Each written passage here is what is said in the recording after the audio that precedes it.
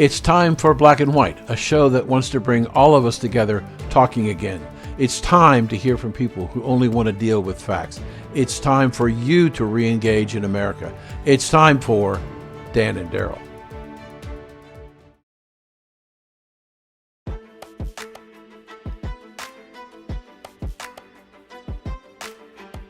This is Dan Perkins, co-host of Black and White, and I want to tell you about a new service we are offering our listeners who have seen their freedom of speech taken away. We want to give it back to you. Join the conversation again by stepping on the American soapbox and tell America what you think about the issues that are confronting America. Join the conversation. It's free. Go to blackandwhites.us/America's Soapbox. The rules are simple. Not longer than 3 minutes, no attacks, racial or others, on other people, and no uncivilized language. Think about what is bothering you. Then get out your camcorder or your smartphone, write a script, push the record button. Check that you comply with all the rules, and if you think you do, log on to blacksandwhites.us/America's Soapbox and upload the link to your message. Check back with us in a few days and see if it's available for everybody in America to watch. Tell your friends and family to take their turn on the American Soapbox. I'm Dan Perkins.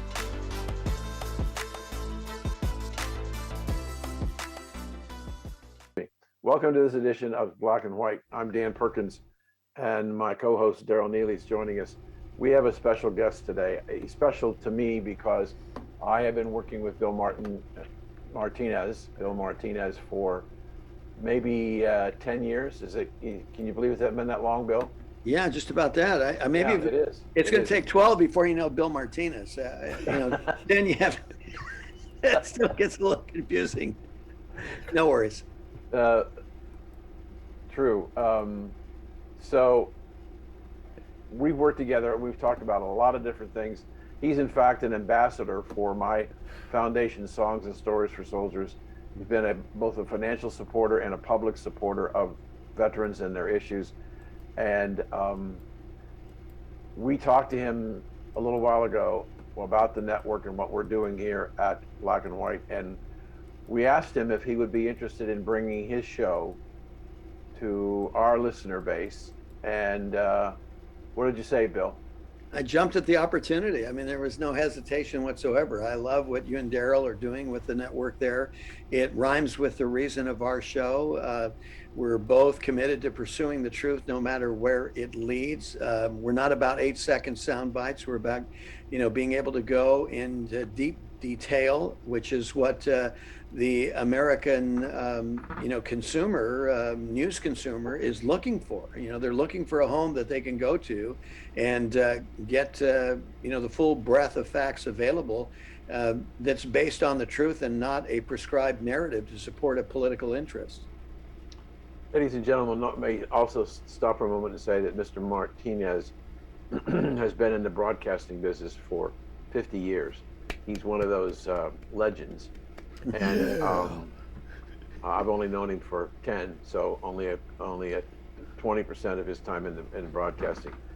But you're now in 300 markets around the country? Yeah, 300 plus markets. We've been, continuing to grow, and we're just excited with the development and how that's that's been happening. Well, we're going to launch the show with you next Monday. It'll be on Monday through Friday, 9 to noon, and we are excited about having you as our anchor. So let's move away from the fun a little bit and have a different kind of fun. Okay.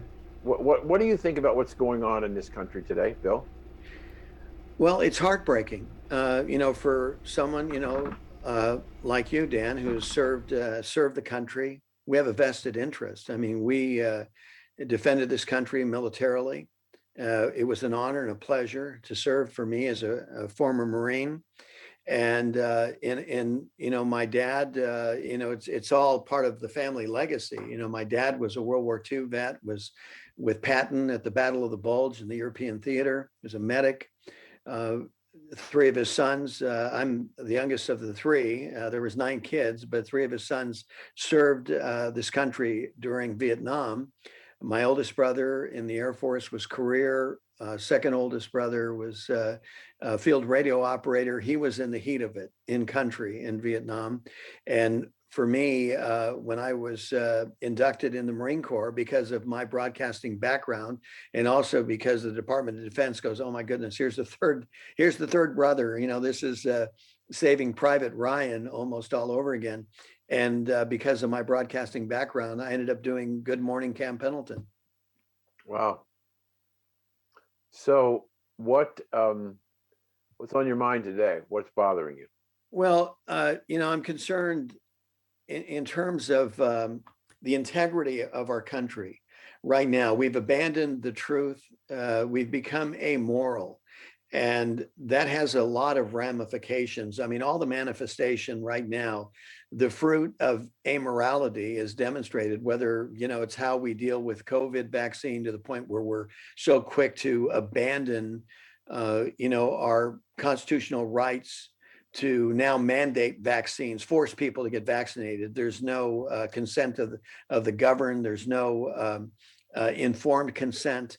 We're being lied to. Basically, I keep saying on the show, it's like we're mushrooms kept in the dark and being covered with all kinds of manure here. This is what the Biden administration, this is what the Democrats want. They want a compliant constituency. Well, that's not, what the American Revolution started, so many years ago, 245, well, actually longer than that, over 250 years ago. We're about freedom. We're about what the Declaration of Independence notes very clearly, what our Constitution, re-edifies and clearly states. And there's been an abandonment of that, and at grave cost. And as a result, people are suffering, whether it's COVID, whether it has to do with an election that is quite dubious. We spent 4 years questioning the legitimacy of the previous president, which led to an impeachment. They found nothing. It cost us probably, if you look at the numbers, probably close to $70 million of the people's money to realize it was all a big hoax. And so now here, if you question this last election, you are some sort of conspiratist, and we've only been questioning it for several months. And Dan, look at what's going on. According to Rasmussen and these polls now, they're saying over 50% of Americans, want an audit of the last election, and I don't understand why that's a problem. Bill, I want to. I've known you for 10 years, going on 11 years, and I in my shows that you've been on, your shows that I've been on, I've always tried to treat you with respect and the dignity afforded to your reputation. I want to ask a question, and I want you to understand that I'm not out to get you. I just want to ask the question for you as a man of experience to help me understand a difference. Um, when we were children, we willingly went in and got the polio vaccine. Mm-hmm. We took the cubes or whatever it was, or the spike. We never questioned it. Right. At least our generation didn't. Mm-hmm. And yet that is the last major inoculation of a population of any country that has taken place until now. But there seems to be so much of a pushback. What happened in the country that we were willing to accept on faith that the polio vaccine was going to help save lives, but we're not willing to extend to that same condition the COVID-19 vaccines? Well, at the basis of it is trust, Dan. There was a different trust level then. And of course, what's happened cumulatively over the years when it comes to pharmaceuticals, I mean, before polio, we had thalidomide, right? Mm-hmm. In the 50s and 60s. And what did that deliver? It delivered an increase of babies not being born. There was miscarriages that occurred. We had malformed babies. I mean, children to this day that are citizens of this country that were the effect of thalidomide, and all in the same way. It was all, hey, this is going to help women deal with nausea. It seemed very innocent, not a problem. But look how long it took, Dan, for them to correct what was going on. The money interests in our country that have affected people and their health is just a disaster. And so what we see is a repeat of years gone by. And they don't trust it. And look at the numbers. I mean, it's been further complicated because they've not been very transparent. They've I don't know, to protect their own egos, their scientific position. It's almost like, Dan, it's almost like these scientists have become modern gods, and you can't question them. But look what's happening now. The numbers are coming out, and they said, look, if we got vaccine was going to be the answer. That, take off the mask, everything's good. America's open for business, we're all free again. And then we're finding out an inordinate number of people who have been vaccinated are the ones that are dealing with this recent variant.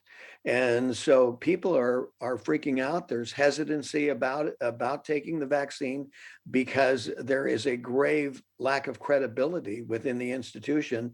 I would say health-wise and even within our government. Bill, it's interesting because I look at it and I say, I happened to have an opportunity yesterday to do a extensive background piece investigation that I'm working on in Florida, our state here, with I won't say who, but the people in the Florida Department of Health. And we talked about what was going on and the stories that are out there. There was a story this morning, Bill, you may have seen it, where Governor DeSantis accused the CDC of double counting the count of people who were sick. And in turn, it was because of political reasons. Now the CDC seems to admit that they did in fact double count the number of people that have the virus in the state of Florida.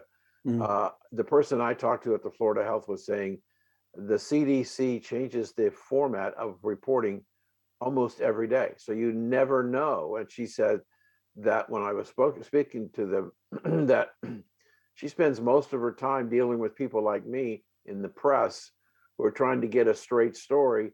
She does the best she can, but the numbers don't jive between the CDC and Florida. And I think, and with the way the CDC is talking about, this is a question, Bill, that I in a sense, I love to ask. If we get the vaccination and the CDC says that we're actually better transmitters of the virus, but the people who have the vaccine and the people who don't have the vaccine, what the hell happened? Exactly. What is the value of the vaccine? I mean, I've got a 9-year-old grandson who lives in Virginia, and his friend tested positive for I apologize. I don't know what's breaking in here. I love it, whatever it is, Bill. I love it. You got that good music going on, brother. It's called Apple. It's called Apple. They don't want you to speak, and they don't want you to get the information. They don't want you to give the information, Bill. Yeah, probably they're creeping in on us. I apologize. But no, it's not your fault. So he had to go get a test, and I asked the question: was he getting a Delta test or a COVID vaccine, COVID virus test? And his parents, my son and daughter-in-law, had no clue. Oh, wow. What he was getting. And I don't even know, Bill, I can't find any evidence of any specific test for the Delta variant. I'm not aware of one either, Dan. I agree with you. Yeah. And I said to the person from the Florida Health, part of the problem is that the American people have lost trust and confidence in the healthcare professionals, administrations in the state and the federal government, and that's part of the reason why they don't trust. They're changing the numbers. They're changing what's going on, and 1 mask, 2 masks, no masks, and we got Fauci this week who didn't say anything about the 700,000 people at Lollapalooza in Chicago with the mayor, no mask. And the thing about Obama's party on Martha's Vineyard with no masks, but he went after the motorcycle rally, and last year they did it, and over 450,000 people, and there were no cases. So the message is it's really, really difficult. I don't think it's so much, Bill, that people don't necessarily trust the vaccine. There are a lot of medical professionals who say, I just don't know. I don't know where this is going to work. And unlike the thalidomide, which you talked about earlier in this discussion, all of the vaccine manufacturers have been indemnified. So if 2 years, 3 years down the road, 5 years down the road, we got some serious healthcare problems, you can't sue the pharmaceutical companies. They've been indemnified. Exactly. So go ahead, sir. No, I'm just saying that adds to the whole narrative and the lack of trust. I mean, just from the get-go, like you said, Dan, they've not been transparent. They haven't been forthright, and it's okay. We not that we expect the scientists to get it, because we understand science. Science at its very root, experience is asking questions, right? Because you don't have all the answers.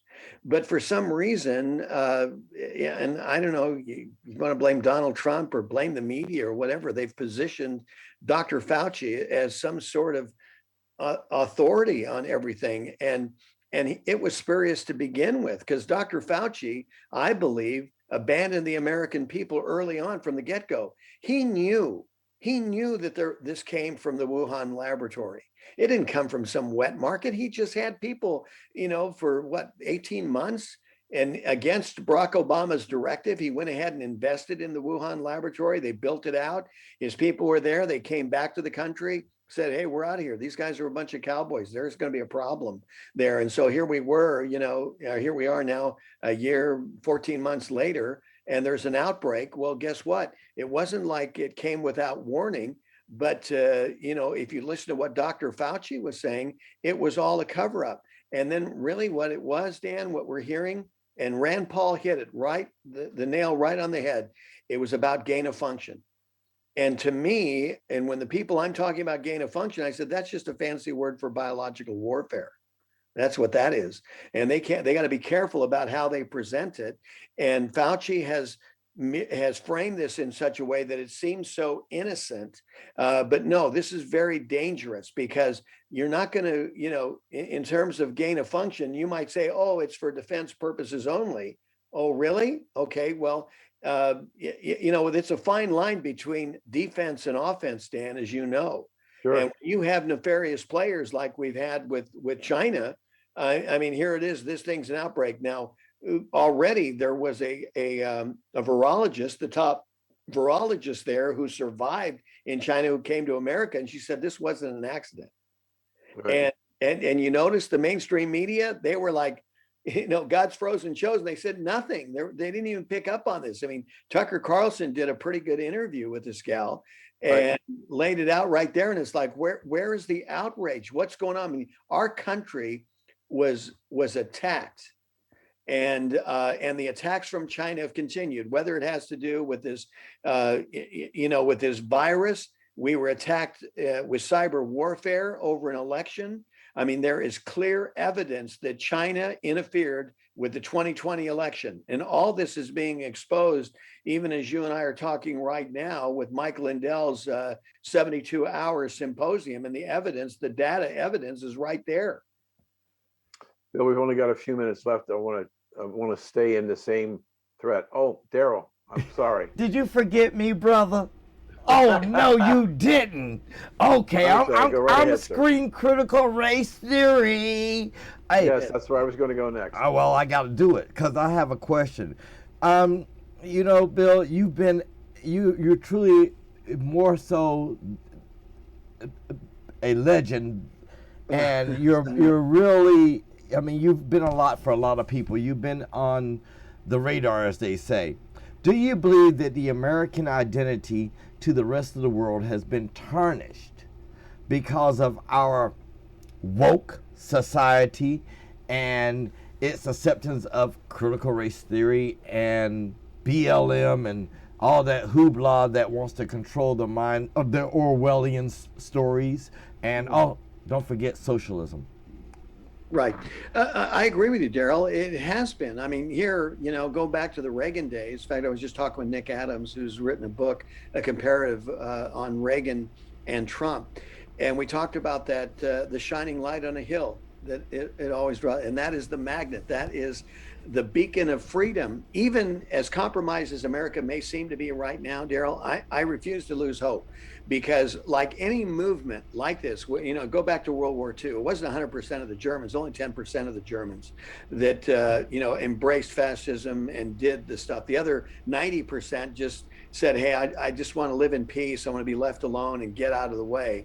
But we cannot tolerate that. We cannot have another Holocaust. We can't have another World War II Germany. And, the time for silent majority of America is done. I mean, the season is you got to speak up. And that's what's happening right now. You talk about critical race theory. Who is it that's leading the way? God bless the mama bears of America who are storming, these school board meetings and taking over these school boards and saying, no, it ain't going to happen. You are not going to indoctrinate my child with this bogus historic narrative that you want to put out there. Nobody has ever claimed that America is great. But man, Daryl, we've come a long way. I mean, look at it. I have to laugh in one part, and I said this on the air, that we have more interracial marriages than we've ever had in America. All right. Mm-hmm. Now you go in and you teach these kids critical race theory, and you tell them black is good, white is bad. So now they go home for dinner, and mom says, hey, what'd you learn today? Well, Mom, we learned that you're black, you're good. Dad's white, he's bad. That's the peas. Oh my God! It goes back to the old story where the Lone Ranger type stories back in the good day, and he was riding a horse. He wore a white horse but a black outfit. Or the bad guy was always black and the good guy was always wearing white. The devil and the angel, da da da. But do you believe that America has lost its emphasis on God, country? Oh yeah, absolutely. That is at the foundation of everything. We've become an amoral nation. We've turned our back on God. And I know that some people are looking at this virus as maybe God's judging us. And I said, well, I don't know for a fact that he's judging us, but the fact that you even think that he is, how about if you act like as if he was? And what should you do different? I just attended a major seminar here a couple of weeks ago, and it was interesting because there were a lot of pastors, that were coming on. There was 50 speakers, and pastors were there. And the thing I kept looking for, I go, what happened to 2 Chronicles 7:14? And I think what happened is people got tired of talking about, if my people who are called by my name. They say, oh, we've heard that over and over again. We got to say something. No, that is still the one thing about God. He's the same yesterday, today, and forever. He gives us, the example. Here's the prescription. When you guys mess up, okay, and you find yourself in chaos and confusion, like where America is right now, we have, suicides on the increase, marriages falling apart, kids against their dads, just like Malachi 4, what Malachi 4 talks about. But I see what's happening, Daryl, is the hearts of the children are starting to turn towards the fathers, and the fathers' hearts are turning toward the children. So Malachi 4 is starting to be realized. But again, the most important thing, to your point, is we have to admit, we've got to ascend to God humbly and come before him and say, look, we have sinned. We've messed up. We've turned our back. We can't. Daryl, how are you going to handle the culture, as Dan was talking about earlier, the cultural war? How do you handle the situation that now it's not just, men and women, it's 70 different gender options that are involved. I mean, just, on the face. How do you deal with that when God says, you know what? I really meant it when I said I made you male and female. I didn't make you some 70 derivatives of the gender. See, but this is all part of the confusion that all comes out when you turn your back from God. You become like, there's another verse in the Bible talks about people without vision will perish. Well, people without vision will cast off restraint.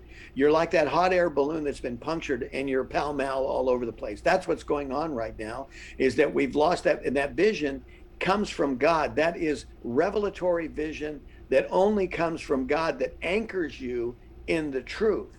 and we are disanchored, and that's why we're all over the place, and why up is down and down is up. And you sit there and go, wait a minute, we're going to open up our borders and just let the people come in and be a portal for sex trafficking and drug mules and gang warfare and all this other stuff that's going on. And oh yeah, and along the way, forget about your rich history of, even great things that you've done. Let's topple down the statues and monuments, and let's cancel presidents and everything like that. To what end? And the thing is all this stuff was, we've written about, it's been written about in Orwell and other publications that we read as kids growing up and in college and that, and we are here. We are here in the midst of the madness. Brother, I mean, you just described it. Lack of education, lack of trust, lack of accountability, lack of faith. We lacking. And the Exactly. biggest problem we're having is we're just so indoctrinated. I hate to say it that way. It's been years. It's been a formula that's been created years and years ago. It's not recent. And what they did is they slipped it under the system and slipped it through legislation and slipped it into law. And now it's slipped into our pocket and it's slipping in our lap, and we're slipping out of our own existence. Exactly. But remember, Daryl, it's still the consent of the governed. And we have, by God's grace, and I pray that God would give us an opportunity to realize a revival of epic proportions. There was a noted religious figure, Charles Finney, who said that revival happens when it's most needed.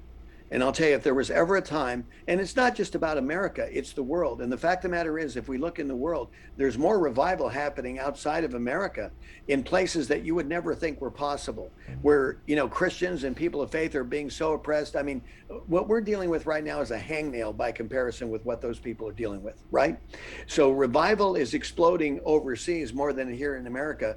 But the fact of the matter is that America needs to wake up. And I'm starting to see that. I mean, I don't know if you saw what Bill Maher admitted to the other day, which I thought was quite profound, that here you have this progressive who admits that socialism is a killing form of governance, that it is devastating, that, we need to move away from this. So people are starting to find out the hard way. And sometimes it's like the law of gravity. I say you have to fall off the roof to realize the law of gravity is still in existence. And when you hit the ground, you go, okay, maybe I need to make some better choices here, right? Okay, so Bill Maher, I give him credit for that one. But the problem I have currently is that this is my country. This Yes. is the land of the free, the home of the brave. One we used to, put our hand over the heart when we were children and rise before the American flag and say our Pledge of Allegiance. The issue I have is woke people. Yes, right. No, and that's right. But the thing is, see, we need the Bill Mahers. I don't want to extricate him. I want to bring him. The fact that he's waking up and realizing, okay, I mean, so what? People want to experiment and try something, but it's okay with evidence now that you have. I give him credit for involving his intellect, because the dangerous thing, which I said earlier with Dan, is that we can get so ideologically focused that we render ourselves stupid, and that's what's happening with a lot of Americans. But some people like Bill Maher are starting to wake up, and we need the Bill Mahers of America to speak up, have a little satire for us to have a good time. Yeah. Daryl, I was talking with a cancer doctor here the other day, and he said that, laughter is so healing. I mean, what it does to our body, I mean, it's so dramatic in terms of how it heals us. In fact, Dan, you might remember this. Remember Cousins, Mr. Cousins, who was, I think he was a publisher of the Washington Post. I believe that was it. When he was diagnosed with cancer, he told the doctors and the nurses, he says, just bring me vitamin C and all the Desi Arnaz, I Love Lucy comedies and the Three Stooges and all that. And the doctors would go by his room and they would just hear him laughing his head off and the whole deal. And guess what? He overcame cancer. Wow. Okay. So I guess the woke people are waking up finally. Yeah, they are. And Daryl, and they're waking up because of people like you and people like Dan, others like us who believe in the truth that even though they want to leave, leave paradise for a while and go on their grand experiment, it's like, hey, look we're holding the fort down. We're holding the fort down for Americans, for the American dream, and we'll continue to fight the good fight, for our kids and our grandkids and the generations ahead to come. We're not about to let go of it. And by the grace of God, and I pray that God would give us an opportunity to revive this nation, that we will seek his face, turn for our wicked ways, and see God's mighty hand heal our land. Bill Martinez, I love you, man. I love you, man. I mean, you hit it off the spot. Dan, take it away, man. Do what you do. I can't talk no more, brother.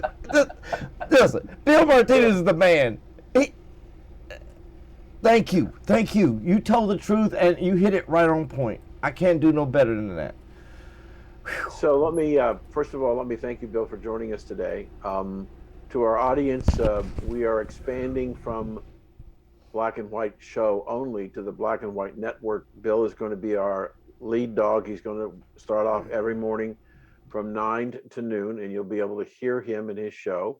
And then we're adding other people that we'll be bringing on in the next 30 days to help round out the network. We had an incredible week last week. We brought in 1.5 million listeners. Wow. And people like Bill who understand audience size, for a show to be 10 weeks old and bringing in 1.5 million listeners, especially with Daryl and me as sitting in the chairs, says that the message is right. What we're doing is trying to help people. And we hope to expand our network so that people will be able to hear Bill Martinez and his commentary on an ongoing basis. He'll be on every Monday through Friday from 9 to noon. And only thing I can say is, weekends. Thank you for joining us and joining our network. I'm excited, Dan, and thank you, and Daryl as well. I'm so appreciative of the opportunity. I'm looking forward to this new partnership that we're working on together here.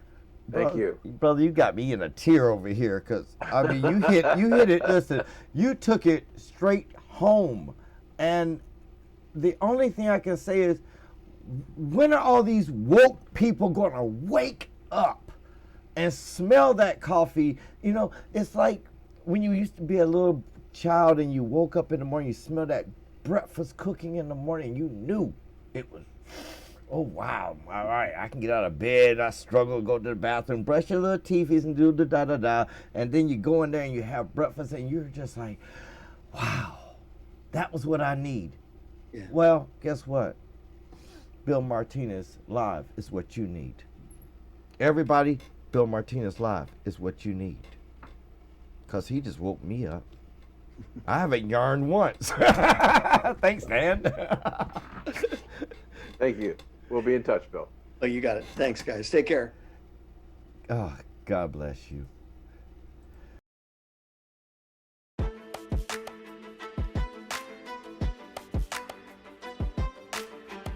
This is Dan Perkins, co-host of Black and White, and I want to tell you about a new service we are offering our listeners who have seen their freedom of speech taken away. We want to give it back to you. Join the conversation again by stepping on the American soapbox and tell America what you think about the issues that are confronting America. Join the conversation. It's free. Go to blackandwhites.us/America's Soapbox. The rules are simple. Not longer than 3 minutes, no attacks, racial or others, on other people, and no uncivilized language. Think about what is bothering you. Then get out your camcorder or your smartphone, write a script, push the record button. Check that you comply with all the rules, and if you think you do, log on to blacksandwhites.us/America's Soapbox and upload the link to your message. Check back with us in a few days and see if it's available for everybody in America to watch. Tell your friends and family to take their turn on the American Soapbox. I'm Dan Perkins.